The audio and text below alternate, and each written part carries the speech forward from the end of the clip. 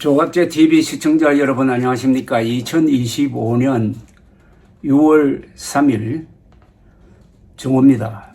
오늘은 한국 현대사에서 결정적 날로 기록될 것입니다. 오늘의 선택이 앞으로 10년, 20년을 결정할지 모릅니다.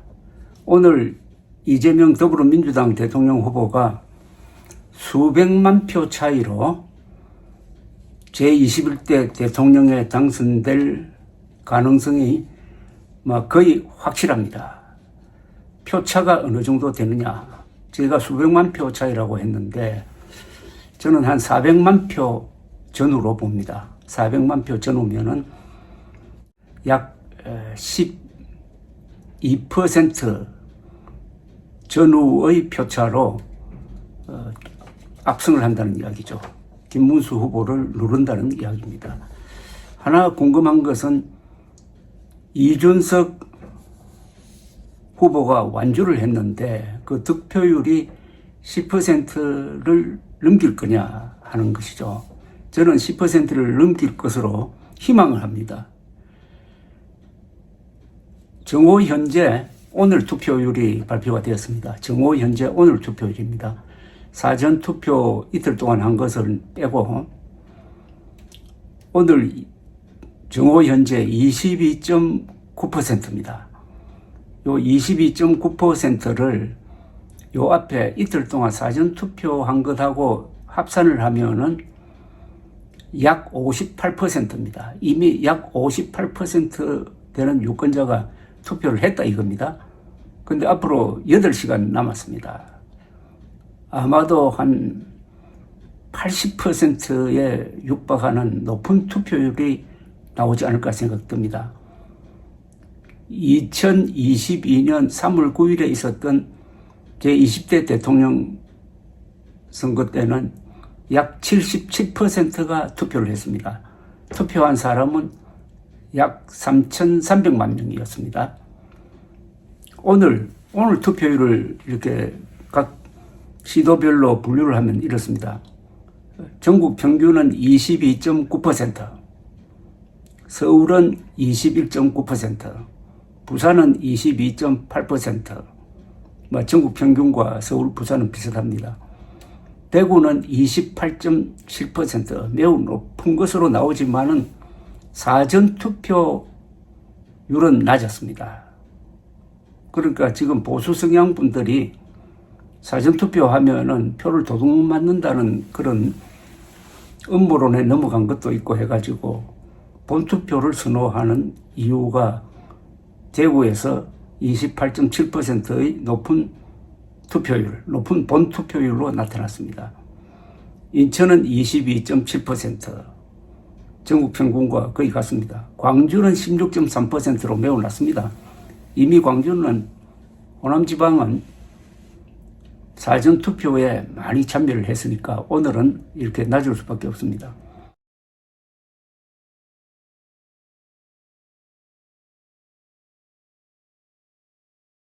대전은 24.1%, 울산 23.7%. 울산이 조금 더 사전투표율이 낮았으니까 오늘은 더 나와야 되는데 평균하고 같습니다. 경기도 23.7%. 이 경기도는 압도적으로 이재명 후보 지지 성향이 강한 곳입니다.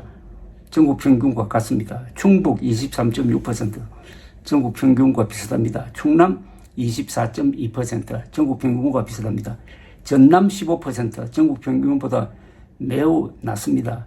역시 사전투표를 많이 한 때문입니다. 경북 26.1%, 상당히 높습니다. 경북 26.1%, 대구 28.7%. 사전투표율이 낮은 데 대한 상대적 어떤 보완 효과라고 볼 수 있습니다. 경남 24.7%, 전국 평균보다 약간 높습니다. 제주 21.2%, 세종 21.7%, 강원 23.2%, 전북 15.9%.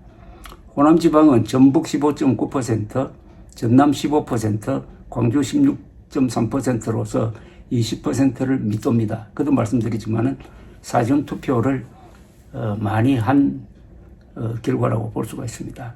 그리고 경북 26%, 경남 24.7%, 대구 28.7%, 울산 23.7% 평균보다 높게 나오는데 생각보다 그렇게 많게 나오는 것 같지는 않습니다.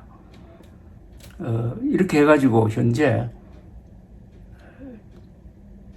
지난 대선 때의 투표율에 비해서 본투표입니다. 본투표만 비교하면은 2.3% 더 높아졌습니다. 2.3%가 높아졌는데 오후 1시부터는 사전투표한 걸 합산을 해서 다시 계산을 하면은 현재로는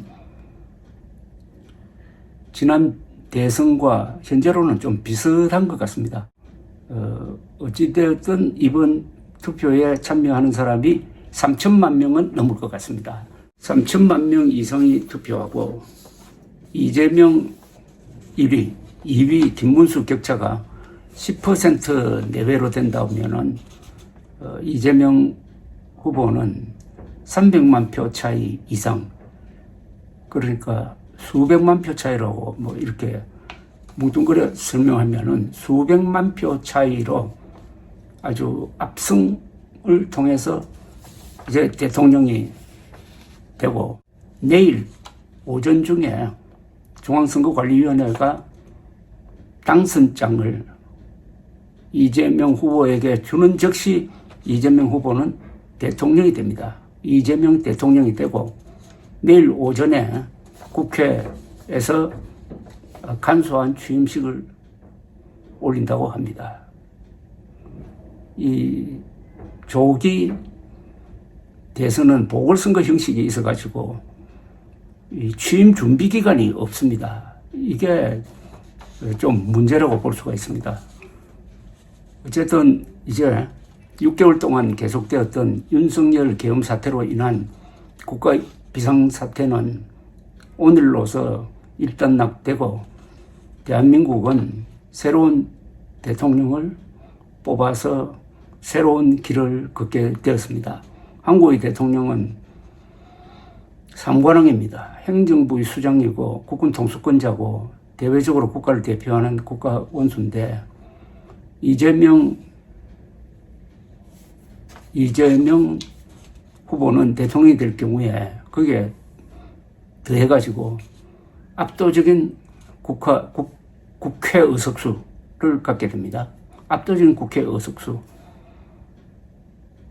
그리고 역시 좌파적 대중정당이니까 막강한 대중조직을 갖게 되고, 그리고 거기에 영향을 받는 언론기관을 많이 갖게 되고 해서 1987년 대통령 선거 이후에 가장 막강한 권력 기반을 가진 대통령이 되는 것입니다. 이런 막강한 권력이 손에 잡히면은 성인군자라도 그 권력을 독단적으로 행사하고 싶어집니다. 그것을 견제할 수 있는 것은 본인의 자제력과 측근들의 좋은 충고, 그리고 언론과 사법, 야당의 견제가 들어가야 합니다.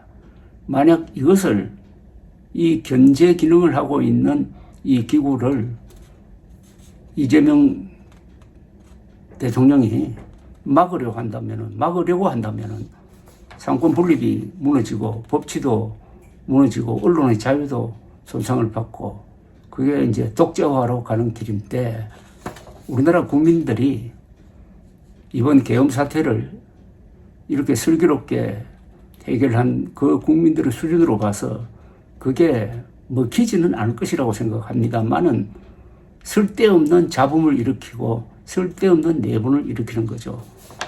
이재명 후보는 선거 기간 중에 멋진 이야기를 했습니다. 국어사전을 찾아보니까 대통령이란 말은 국민을 크게 통합하는 우두머리라는 뜻이다 라고 했습니다. 그렇다면 말이 달라져야 합니다. 앞으로 이재명 대통령 입에서 뭐 좌우라든지 진보 보수 기득권 뭐 착취 뭐 이런 이야기 안 나왔으면 합니다. 대통령은 대통령의 문법을 가져야 합니다. 대통령은 헌법적 발언을 주로 해야 합니다. 대통령의 말과 글로 상처받은 기억이 너무나 많아가지고 다른 건 몰라도 이재명 대통령은 대통령다운 말을 하는 사람으로 기억되기를 바라는 것입니다. 감사합니다.